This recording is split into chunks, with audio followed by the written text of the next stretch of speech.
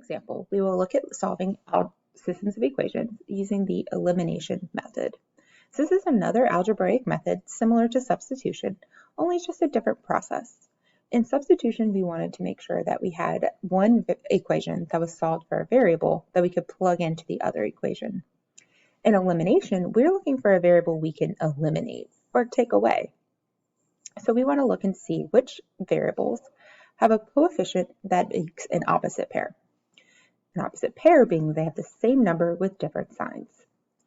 We notice that our y's form an opposite pair. Since we have that, we can go ahead and add our two equations together. Remember, you can do anything to an equation provided that you do it to everything. So since we add them, we get 13x plus 0y is equal to 26. The 0y goes away, so 13x is equal to 26. We can then divide by 13, and we get that x is equal to 2. This is where it's similar to substitution. Now we have x, we need to find y. You can plug x into either one of your equations. It doesn't matter. I'm going to plug it into the top equation. So we're going to do 8 times 2 plus 2y equals to 18.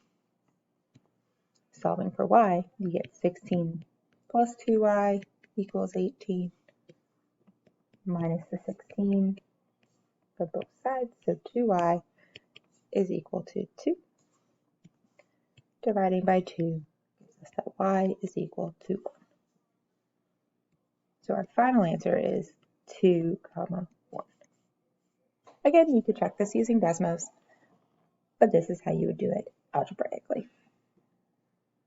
Remember that even though we solved this equation, or this system algebraically, we're still looking at two lines that are intersecting at a single point, and that point being 2, 1.